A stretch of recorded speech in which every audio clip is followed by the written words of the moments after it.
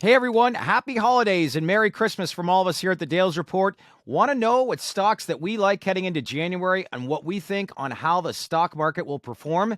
Click now to find out more on our latest podcast.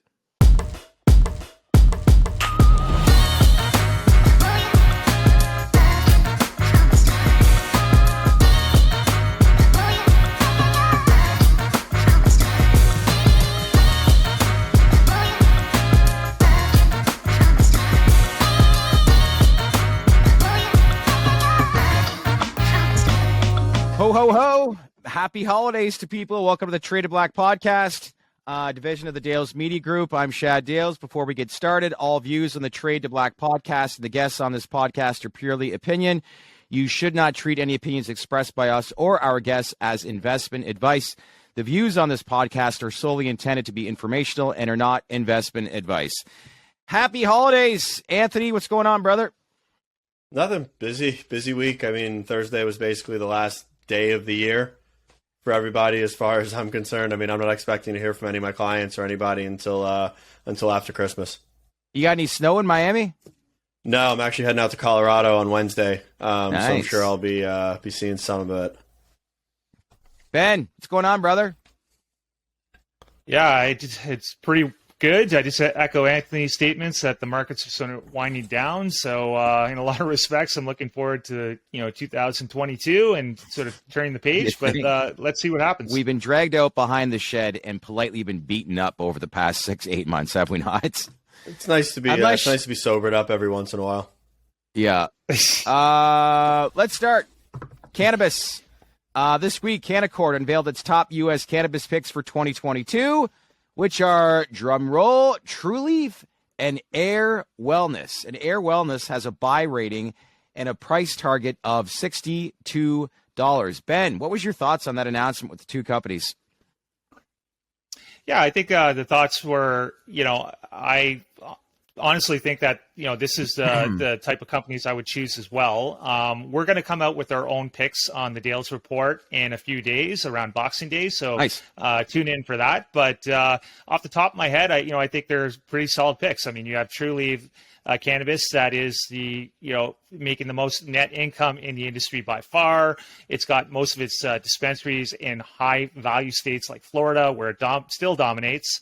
So you can't go wrong with that pick. If the industry rebounds, buying the best is probably the way to go. And with Air Wellness, it's basically a valuation play. It's discounted pretty steeply versus the tier one competitors, even though they've made tremendous growth. Florida is going well. It's a work in process with changing some of the cultivation techniques there to get where they need to be. But I think they're going to get there. So two solid picks in my view. Anthony, Trulieve, not a surprise to see them in there. Air, as Anthony said, heavily discounted, has seen huge growth. Are you surprised at all that, something like a Green Thumb was not included? Yeah, I mean, don't get me wrong. I like Air and I like Trulieve, but I mean, if I was going to pick my top two picks going into 2022, I don't think it would be either of them. From an investment perspective, I mean, they'd be in my top five, but I'd pick GTI and I'd pick Verano.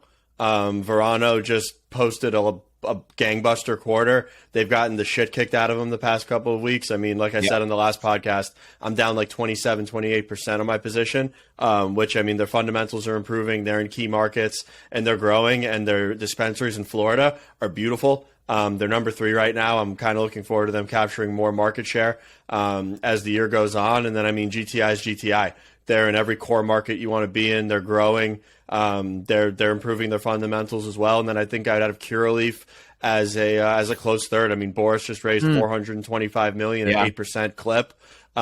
He gets the best rates in the sector, and they're growing in Florida as well as other markets. I mean, I like Trulieve. They're the 800-pound gorilla in Florida, but I mean, they're continuing to get their market share eaten in Florida. However, the Harvest acquisition, I think, is going to bode very well for them. So, I mean, while I do think Canaccord has merit in both of their picks, I mean, they wouldn't be my top picks going into 2022 necessarily, even though there's a very, very strong argument that Ben can make for Air from a valuation perspective, which then you could argue it is probably one of the top 2 plays going into next year.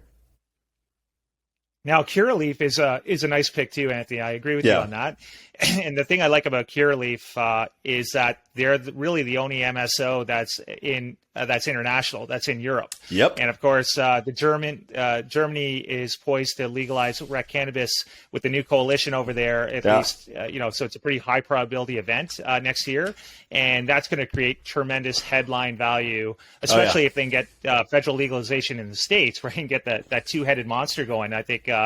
It's going to bode well for them. Yeah, the first thing I thought of when I actually saw this $425 million financing was I'm really curious to look into their SG&A in the next couple of quarters and see what's allocated towards Europe versus what's allocated towards the States, because I do think that's going to be a growth engine and what a lot of that capital is actually going to be allocated towards. Pablo Zuanic is from Cantor Fitzgerald. He came out with an important note for investors this week, basically saying that in all likelihood, Q4 for U.S. operators won't be that strong after conducting channel checks. Wholesale cannabis prices have declined as much as 10% since September, and the producer price index is at an all-time high. So more discounting may be happening, and margins will take a hit. Do you agree with that, Ben? Yeah, I think Pablo's known for being sort of a truth teller on Wall Street. Yeah. He kind of, he has the bullish notes and he has the bearish notes, and that's why I like to follow him, because he's not too rah analyst guy. But I think he's right here. And there's, as you mentioned, the wholesale prices have declined like around 10% or a little bit more since September, and that is likely going to produce, price compression, more discounts with between the dispensaries. And then you also have the second thing, which I'm not sure that was included in the note, but it's happening right now, is the producer price index. So I'm a little surprised that more people aren't talking about this in the industry, but that hit an all-time record, like close to 10% for November, for October. Elaborate on that, why that's important. Well, that's important because you have like regular the CPI, the Consumer Price Index, which is the amount of inflation that regular consumers are paying for goods, and then you have the Producer Price Index, which is the amount of inflation for the producers of goods, and that's actually running at rates that are higher than CPI. So that means the price to produce goods for these companies is very high right now, and they can't necessarily pass that price action off to consumers because wholesale prices are compressing. So I do personally believe that it's not going to be a great quarter compared to other quarters for growth for these companies, and margins will be hit. So I think that might be reflected in MSOs right now when everybody's expecting a bounce, but it's all about timing at this point. Yeah, I mean, did he happen to say anything in the note about the wholesale prices decreasing being transitory? Like the story behind inflation for the past 8 months that's coming to roost and not necessarily being fact? Well, he mentioned that wholesale prices were decreasing, and obviously there's going to be a big correlation with like retail prices. Yeah. Obviously the correlation is there. I didn't read the whole note, but it was a mention. It was basically a core theory on channel checks and talking directly to these companies based on where sales are going. They have their contacts and wholesale prices. The producer price index is sort of my own, and I know energy is actually one of the biggest drivers of PPI, and of course that's one of the biggest expenses of running cultivation centers is the energy component. Anthony and I, let's draw this back. Okay, it's the end of year. We have to put in a couple words. We all probably have some pretty decent, ugly words for how this industry performed. The first 6 weeks started out with a bang. It's been a downward trend. So as people are watching this podcast, they want to understand, they want to learn about the space. What happened? If you had to sum it up, why did the industry, I know we talk about legislation, but what happened and what do we look at as far as bold trends heading into the new year? I mean, it's hard to kind of comprehend when you call cannabis a growth sector. Meanwhile, you look at the chart of MSOS, it's representative of going from around, say, 55 in mid-February all the way down to 24, where it's at now. I mean, the entire chart is top left to bottom right for the entire year. Meanwhile, the fundamentals have been improving. The cost of capital is decreasing. The macro markets are going gangbusters. So from a valuation perspective, I mean, they've been beaten up. I mean, I hate to be the one of speculation, but I mean, I'd like to think somewhere along the line there's artificial forces that are causing these stocks to go down. There's also financing that's been in the wings done years ago that's probably come to roost, where you've got shares that are out on loan, you've got company or funds that are blowing out paper and clipping warrants, and then just overall financial engineering maybe came to roost this year. But I mean, it's completely dislocated in a growth sector where the fundamentals are improving greatly quarter over quarter and year over year. You've got a chart that looks like the newspaper industry, to be quite frank. I'd say it's completely dislocated, to sum it up in one word. How much does this play? You know, I know a lot of CEOs anticipate obviously being uplisted on the big boy exchanges in the U.S., but is this a clear indication, the difference between the Canadian and American banking regulations? I mean, I think they need to uplist. I think they're looking forward to uplist, and I mean, being able to uplist obviously got nixed by the Safe Banking Act. Being on display and getting the royal treatment from all of our legislators in the U.S. government. But I mean, like we said, I mean, it's coming. We got here without it. We'll further the industry without it, and look forward to participating with it and being able to uplist, getting institutional capital in, and hopefully starting to get the sector trending up to where it deserves to be. Yeah. Yeah, it's a big thing. We saw this from Richard Carlton, from the CEO of the CSE that we interviewed last week. Basically, the way it stands right now, these issuers are basically considered venture issuers. So there's a whole bunch of like fund covenants that are out there that cannot invest in the stock, even if these stocks if they're super bullish, they cannot, right? They have rules and covenants of what they can invest in and how much.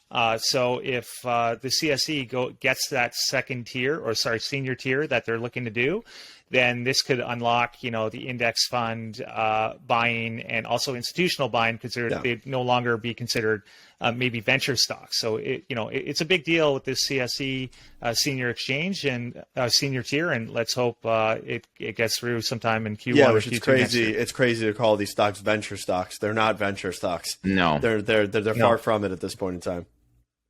Piper Sandler, shop out of Wall Street, as we focus on big players within the Canadian landscape. Tilray, they came out basically saying they dropped the price target from $13 to $8. Ben, you surprised at all knowing that Tilray has a big presence in Germany and they're on the verge of legalizing recreational cannabis? A little bit with Tilray, just because the Germany catalyst is going to be huge, and they're an established player there. Yeah, very probably the most established with CC Pharma. Yeah. They already have their distribution channels. It's going to be huge. I think that's huge news. I mean, you have the highest GDP country in the EU legalizing, so that's going to be a trendsetter, I think, for some of these other countries, and they're established there. So in a way I am surprised, but in a way I'm not. And we saw like a downgrade, recent downgrade as well with Hexo. So you have like the number one market share company by far selling the most flower in Canada, and they got downgraded to like a $1 by Canaccord, I believe, to $1 a share. And so is this short? And they had terrible earnings. It was almost horrible losses. So yeah, it was almost insulting to see that price target come out, the re-rating come out. Yeah, this is like this is not like number 5 or 6 on the list. They're selling the most flower in Canada. It's a graveyard for profits. Yeah, I still stand by the statement that ReadyCan, I think, was an amazing acquisition. I think it's a great company. I think it's got great product, and obviously they're selling flower. When I saw that price target drop to $1, I was like, almost like, get the fuck out of here. Who and why? Like, how are they going to justify this? The Tilray thing, I don't understand. I mean, they're acquiring alcohol companies in the United States. They've got distribution in Europe. They've got distribution and products in Canada. I mean, I don't either they were grossly overvalued, or there's something on the horizon that we're just not seeing. But going from 13 to 8, I think is egregious to a degree for where they're sitting now. Yeah, it's probably because they're grossly overvalued, and that's sort of the paradox between U.S. and Canadian cannabis, is that the LPs are still valued more than the True Leaves and Curaleafs and all that, but yet It's become apparent 3 years after legalization, a little bit over. Yeah, now but their that, quarterly numbers. It's a graveyard for that. I know you got to be forward looking and all that, but those earnings in Hexo were absolutely terrible. And they're taking on high debt levels, and the Aurora Cannabis debacle where they can't get going. I mean, these were like the leading companies in Canada, and they're still nowhere near profitability. So I think Aurora that has a lot to do with it. Aurora completely botched everything. I mean, Aurora had an amazing company they were building. Like, Aurora had the head start, they had the capital, they had the bandwidth, they had the international. I mean, they had a lot of things, and now they can't get anything right, which is, I mean, I guess it happens. It's a growth industry. I mean, no one really knew where these things were going to go, but I mean, Aurora is going to be one to study, especially if they eventually become insolvent. Well, I wouldn't even put Tilray and Aurora in the same sentence. No, not at all. Not at all. Their establishment in Germany. They're not even. Yeah, I'm shocked. they're not even the least revenue. I guess. What was CC Pharma? Were they doing 100 million per quarter? 100 plus a quarter. Yeah. Like high 90s to 100 plus. Easy. Yeah, they're definitely not overvalued. Granted, it's distro. It's distro rev, so the actual margin on it's small, but I mean, still. Just to be able to pack those numbers into your quarterly is but look how lucrative that market is going to be. There's close to 100 million people that live in Germany. That's 3 times the Europe size of Canada. Europe's going to be bigger than the United. If Europe goes full legalization, Europe's going to be bigger than the United States. 100%. I don't think Europe will be bigger than North America, because I think people are grossly underestimating what Mexico is going to look like once it comes online. But I mean, Europe is going to. Yeah, and the weakness of the European dollar right now, it almost seems like a perfect situation for players that are established already there. That's why I love Curaleaf. That's why I love Curaleaf. They're the only MSO that's exposed on a global scale. Europe does not get enough attention right now. Okay, already. We'll wrap up this portion, but before we go, bold predictions for 2022 in the space. Ben, what do you think? Bold predictions. Bold. I think bold. I know you're a little bit more reserved and smart and you think things through, but I need bold, baby. Yeah, I tend to be a little bit more linear and kind of analyze things that way. But I'm going to say that federal legalization, this is the year it's going to happen. Biden's going to come under pressure. Or no, not sorry. If I said legalization, sorry, federal regulation is going to happen in some sort, like a safe, like a partial. Sorry, I take back those words. Yeah, legalization is not going to happen this year, but you're going to get a partial regulatory relief on a federal level. Something like a safe banking is going to pass. Something like an expungement bill is going to pass in combination with safe banking or without, something like that, that's going to give partial relief, and that's going to move the ball forward. I think it's going to happen this year. Biden's under extreme pressure, bipartisan support, the whole deal. Representatives coming out with these type of bills every bi-weekly, it seems. So I think something will happen this year. Anthony? I'll predict that we take out the all-time high of MSOS this time next year. We're sitting above where we were at in February. I do agree with Ben. I think safe gets passed next year. I don't think any kind of a radical regulation is going to pass, or like paradigm shifting regulation, but I think safe passes. I think these companies continue to grow. The Northeast matures. The other markets, major markets, start to mature. You've got things like Georgia coming online. These companies continue to grow. I think it's also a major trend is going to be the junior operators and MSOs, we'll call them. I think they get squashed out. I mean, I think that the capital is going to rise to the top.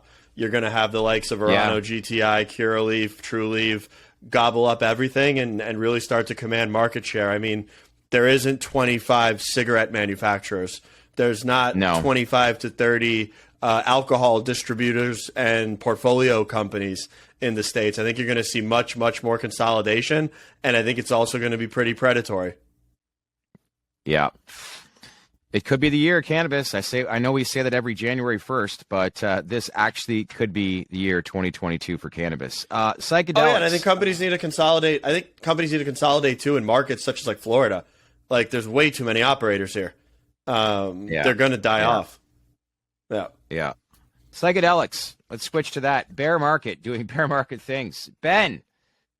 Key atai shareholders announced this week an extensive 24-month share lockup, and the share fucking tanks 32%. What the hell happened? Why? Well, you coined it perfectly there. Bear market doing bear market things. And that's what happens when you get an extreme bear market. Things that are supposed to be good and positive for a share price just get completely disregarded, and people use it as a selling opportunity. So I don't know if this was like algo driven or whatever, or perhaps there was some like this was the last day to sell before the lockup or something to that regards. I don't know. I'd have to look at the details. But either way, in a normal market, this wouldn't have happened. This would have been up 5, 7, 10%, something like that. I mean, key shareholders are extended not just for 12 months, but for 24 months. So that also shows you the confidence that they have in their company and in the research capabilities, that they're not willing to sell a share for 2 years. So it is what it is, and I think we need to turn the page in the sector for 2022 for both sectors, really. Clearly, this industry is dominated by retail investors right now that are just, I don't even have words for it right now. But we have spoken to quite a few institutions over the last 60 days, and based on the efficacy that's being produced, we do see interest there. If the event that we do see a trend towards that, Anthony, how fast do you think this moves, and what does this do for the industry come January? I think it moves quickly. I mean, I think you'll see capital flow back in very quickly as stuff progresses from a regulatory perspective. But I mean, the way that these stocks are performing and the capital outflows that you're seeing from the sector, I mean, it leads me to believe that either A, we're way, way far away from anything coming to fruition with any of these psychedelic compounds as far as commercialization goes, or just people are giving up hope in what's going on, and they really don't understand fundamentally, and retail's just heading for the hills. But I mean, from an investment perspective, institutions can participate but don't in these you companies. think with the data that's being produced, like I can't help but feel, but eventually, I mean, sure, but look at the charts. Every time Compass comes out with something positive in regards to their psilocybin therapy, the fucking thing sells off. I know. I mean, let's be real. Like in biotech, if Eli Lilly, if Pfizer, if any of those companies come out with positive data in regards to their clinical studies, the stock fucking rips. It does not sell off. Yeah, like it to me, like I like psychedelics. I'm invested in plenty of psychedelic companies. Like I believe in what they're doing, but from a capital markets perspective, it looks almost uninvestable right now, just the way that these stocks are actually performing. Like it doesn't make sense. If you had, I don't. It's beyond my pay grade for whatever needs to change, because when you keep seeing positive headlines after positive headlines coming out.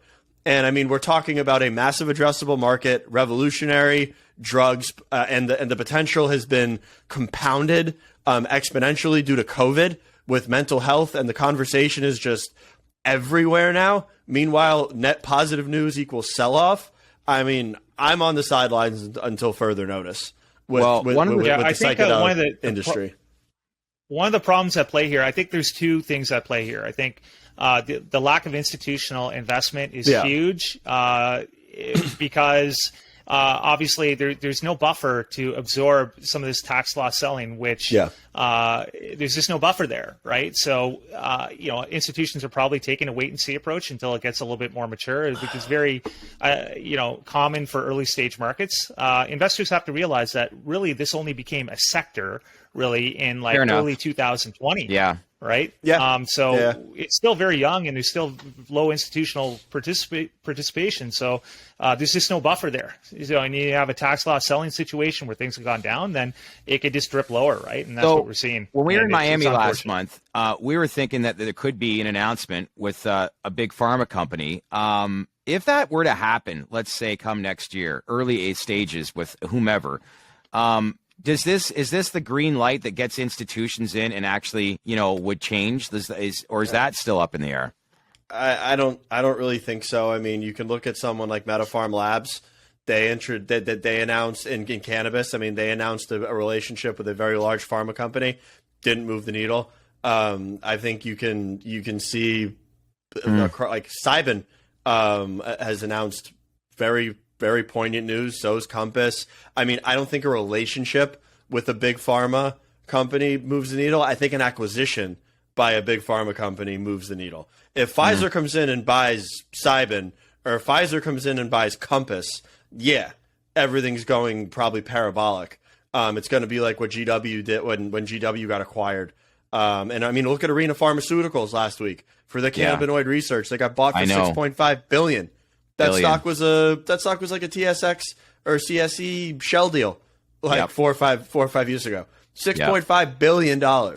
It got bought for. I think an acquisition changes the conversation completely. I think partnerships and relationships, they're cool, they're validating, but I don't think they create any excitement going forward as far as what the go forward value is in any of these companies. That's not going to happen until for a while, though, because I can't recall Big Pharma buying any company with like a state in a phase 2 experimental sort of phase, right? Big Pharma has so loaded with cash, they let all the other guys spend the development money, and they don't mind paying billions. They don't care as long as they need something to plug into their financial model and revenue, sales expectations before they buy in. They'll pay whatever, but as soon as they can do that and they know how much profit margin that they're going to make off a future of the drug going live, then that's when they buy in. So right now it's not I mean, Big Pharma is literally going to wait until all these companies are at the 1 yard line. And then they're going to come in and help them get in. And like Ben said, they're willing to pay 5, 6, 10 billion as long as the economics make sense moving forward. So, I mean, it's going to be, I think we're 3 to 5 years out from any pharma company really coming in and making a major acquisition in this space.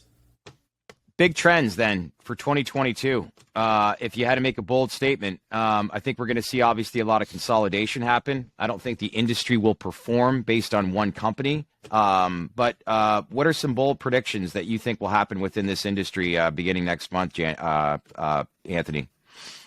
I mean, predictions. Tough to really pinpoint. Yeah. I mean, I would like to say that we start to see more of a cultural shift in the legalization and regulatory framework around psychedelics, especially as they're being used for palliative care and end of life care. I think that they'll be loosening of regulations around there. But I mean, from any kind of data or acquisition or real value perspective, I mean, I think it's completely up in the air. I'd be lying to say that I'm really honing in on any certain thing in the psychedelic sector right now. Yeah, Ben. The catalyst driver is probably one of the problems in the industry right now as a sector because it's very siloed and it's hard to pinpoint one direct catalyst that can get everything moving. But I'm going to say that you're going to see more partnerships, sort of like what we were talking about, not acquisitions, but partnerships, research partnerships, collaborations that with big pharma companies, with some of these companies out there. Whether it translates into higher share price, I don't know. But it will get some attention, and you will see some partnerships on some level. Between these companies. And I think that's a very good point, Ben. And I mean, not to be ominous, but I think that a major theme of next year in psychedelics is going to be the little guys. They're not getting any more money. They're not getting any more institutional capital. The banks are not coming to their aid, even if we're talking death spiral financing. I think a lot of the B and the C tier companies are gone, which would be good because then you'll have concentrated interest from a capital markets perspective. But I think they're all toast. I think it's going to be highly dependent, though. Like you have some small ones, say like Awaken Life Sciences that has about $71 million market cap, and they're getting in the NHS and stuff like that. Not to say that you say everybody, I know not that, but Trip Therapeutics. I think some promising companies will even get some money privately and not necessarily have to raise at where they are now. But you're right. I think a lot of them will be gone, except for the select few with like really promising research that still has support. Yeah, look at like Small Pharma, Diamond Therapeutics. There's a couple gems out there that'll make it, but I mean, there's so much shit out there right now that's on the public markets that'll be just gone. Yeah. Crypto. Yeah. Let's now focus on cryptos and NFTs. Nike and Adidas, Anthony, has entered into this NFT space. What's your perspective, I guess, on more and more big brands entering into the space and partnering with Web3 operators? Yeah, I mean, I think it's validation. I mean, Nike and Adidas are two of the most recognizable brands on earth.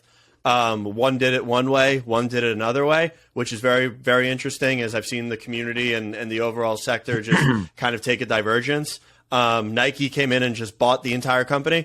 Artifact was one of the first companies to do wearables from a shoe perspective in the metaverse. They were also doing it. They also just did a very high profile, sought after drop with Takashi Murakami, who is a huge artist out of Japan.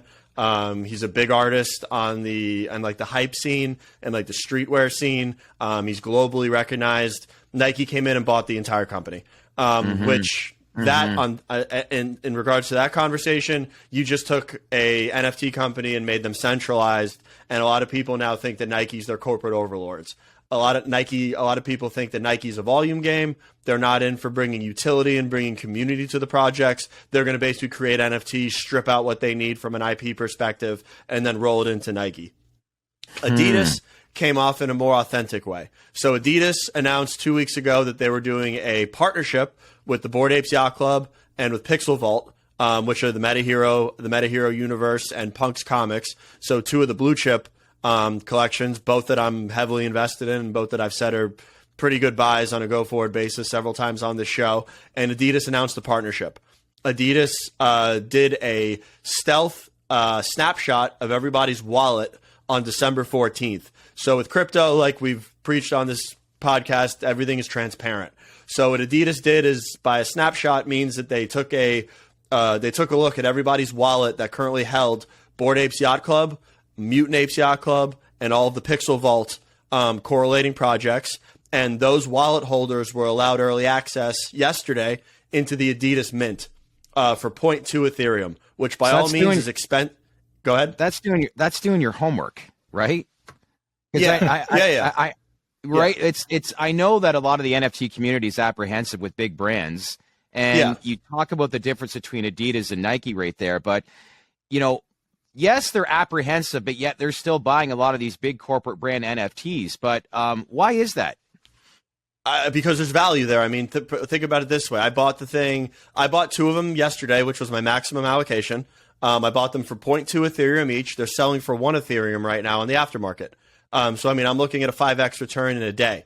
I'm not selling the NFTs. I'm going to leverage them. And also part of the project and part of the launch is I get free merch associated with those. So I'm going to get a free hoodie. I get a free tracksuit, and I also get a free beanie. That's all with the collaboration. That is, the Adidas NFTs are also going to be your key into their metaverse platforms moving forward. They minted 30,000 of them, which every single person I know on crypto Twitter got in the mint and bought them.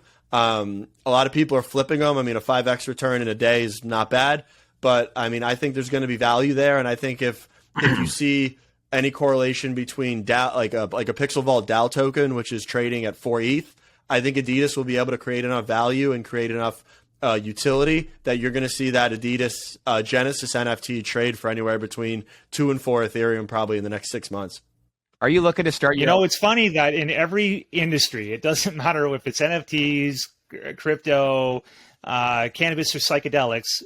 In new industries, you always have people, the people who started, like the early adopters, always vilifying the top brands, big corporations. Like in cannabis, you had, all the independent dispensaries have been open. Canopy was vilified, Aurora was vilified, and now the same thing is happening in psychedelics. So I guess it's happening in the industry, right? Think about it. Are vilifying.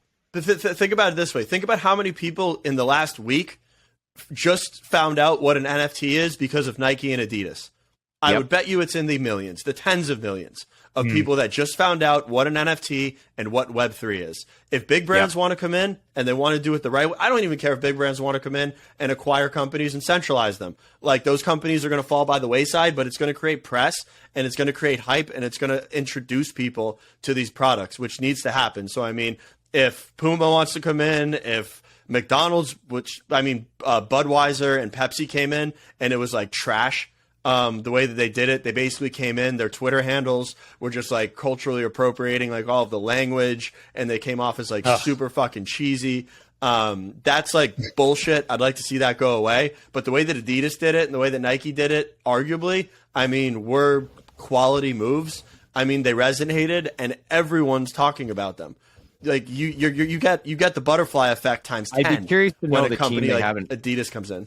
Yeah, I'd be curious to know the teams that they have in place behind the scenes that understand the community more so and everything. And if that's kind of a blueprint. Oh, they do. Yeah. But I mean, look at Adidas. I mean, Yeezy, they created, I mean, granted it's Kanye West, but I mean, it is a cult following, authentic, very well positioned brand. I mean, look at Nike. They've got Jordan. They had Off-White. I mean, every collaboration they do sells out. I mean, they are like I said, they are probably the most recognizable brands on earth. But I mean, they also do it in an authentic way. How people enjoy wearing Nike, people enjoy wearing Adidas, and it's not because it's quality; it's because of what it represents. Like I used to own every single Jordan back in the late 80s. Yeah. I can't believe my mother threw them out. Fuck. And think of the value they're worth now. But here I am. I'm buying glad Jordans the first companies. For the first time in 30 years. I find the brand, everything about it's bigger than ever than it is right now. I'm glad that the first companies that came in weren't like Microsoft and Salesforce and like 100%. Adobe. Like it happened to be cultural brands because they're going to resonate with everybody from a 12-year-old to a 60-year-old. They're going to understand what NFTs are, what Web3 is, and see the opportunity. And I mean, I think 2022 is going to be bananas. That's my next NFT question. in Web3. What's a bold statement for, the NFT space for 2022? Bananas? I think when you look at NFTs right now, I mean, 98% of the shit that's out there right now is probably going to go to zero. I wouldn't be surprised. I mean, there's every Tom, Dick, and Jane right now is minting a 10,000 PFP set with like an ape or a lion or something that's a rendition of an animal, selling it, promising a roadmap and promising utility, and just getting them out there. 2022 is going to be about real world use cases of the smart contract and NFT technology. So, I mean, you're going to see financial products come to roost. I mean, you're going to see DeFi mature a lot. You're going to see these NFT platforms that have utility are creating an ecosystem and creating a platform. They're going to scale and they're going to become really fucking valuable. All in the event that crypto doesn't crash, though, right? And does crypto crash at all in 2022, or is there growth? I think we end the year higher than we are right now. I wouldn't be surprised if we go into some sort of downward trend. I mean, just to go take out the all-time high, keep in mind Ethereum's up 500% this year. Mm-hmm. That's not something that I take lightly or that I think anyone should take lightly. I also think that it's representative of the growth potential and the user adoption that it's actually experienced this year. So, I mean, you could make an argument that, 500% a year is aggressive. You could also make the argument that Ethereum right now is on pace to be the most mass adopted technology in the history of humankind. So it could warrant that growth as well. I don't think we're going to see some sort of 50% reckoning come, because whales right now are holding. They're not selling. A lot of new money is coming in, even at these top evaluations. And I think it's going to keep growing. I mean, you're just seeing I'm seeing exponential growth with everything from DeFi to NFTs to crypto. It's just like cannabis. It's just starting to reach critical mass. Not even critical mass. It's still very, very, very early. Well, didn't you say, Anthony, off camera before the broadcast, didn't you say that Turkey has just joined El Salvador and introduced their own sort of crypto form because their currency? Yeah, they're experimenting with using AVAX as I guess not a hedge, but to enhance the lira. They're exploring an AVAX solution to right now with their eventually national crypto. Isn't that huge? Because it's one thing to have El Salvador, which is obviously a smaller country with a smaller population, but Turkey is a fairly big country, a NATO country. Yeah. I think it's huge. I'm curious to see where it goes. But I also think a major trend in 2022 is people are actually going to understand that these companies are not currencies. There. People are going to start to understand this industry more than anything. That's the big trend because you have to. Right? They are not. I got a 2-year-old kid already talking metaverse language. These are not currencies. These are technologies. Yes, there are currencies out there, and there are cryptos that promise a form of payment or a financial ecosystem, etc. But Ethereum is not a currency. Ethereum is a technology that has a coin that also can transact. So is Avalanche. So is Polygon. I mean, these are base layer technologies that the web is now being built on top of. They're not currencies. I think that's going to be a very aha moment for people in 2022. Yeah. All right, gents. That's it for today. last week, just looking at my paper real quick, you guys picked the Rams over the Cardinals. I got waxed. Check. Win. And, yeah. I picked the Cowboys over the Washington football team. Check. Win. So They covered. Yeah, barely with the comeback. And the damn Bills, man. They came back. I got waxed on Monday night this week as well. Monday night game was the Rams Cardinals, right? Yeah. Yeah. Yeah. What do we got this week? This week I like the Eagles, and I like the Eagles because the whole defensive line for the Washington football team has gone down. They're on COVID. They're in COVID protocol. So Jonathan Allen down, Pro Bowler, defensive tackle. I think the Eagles can run the ball. I think Taylor Heineke's out too, and Kyle Allen, their backup quarterback, is out as well in COVID protocol. So the NFL actually rescheduled like 4 or 5 different games because a lot of teams got hit. So I'm going to go Eagles -7.5. I think the Packers go into Baltimore and destroy the Ravens. Okay. And I would also have to err on the side of tonight's game. I think the Colts put the Patriots on notice, and they run the ball. They run the ball down their throat and control that game the entire time. Yeah, I like the Colts too. I don't think you're wrong with that. -2.5. -2.5. I would take the Colts. It could be close though, but Patriots and Colts. You think the Lions will beat the Cardinals? I was about to say that, but I don't want to be that bold. Falcons at Niners, Bengals at Broncos, Titans Falcons at Steelers. Did the Steelers beat the Titans? No, they don't. No. All right. And an interesting one, even though the records are way off. Did the Giants pull off an upset at home against the Cowboys? Nope. No. Dak has got to improve, though. Wow, Dak will get roasted if they lose to the Giants. Yeah, that team is awful this year. Okay, gents, happy holidays. The defense has gotten a lot better. Yeah. They got Lawrence back. They got Gregory back. Look at the Chiefs. Micah Parsons. They looked incredible. Micah Parsons. Have you guys seen Michael Parsons play? Forget rookie. He's the defensive player of the year. Defensive player of the year. Yeah, but I mean, the guy's a monster. He's insane. He was like, not only does he sack the quarterback, he on plays. If you're watching the Washington game, he'll be 20 yards downfield. Yeah. He'll be 20 yards downfield covering wide receivers. Like he's all over. He's the only guy that I see all over the field. But I mean, look at the Chiefs. The Chiefs defense finally woke up, and that's why they're winning games right now. Yeah. Okay, gents, happy holidays. I'll check in with you before Christmas. All right. Awesome. Talk soon.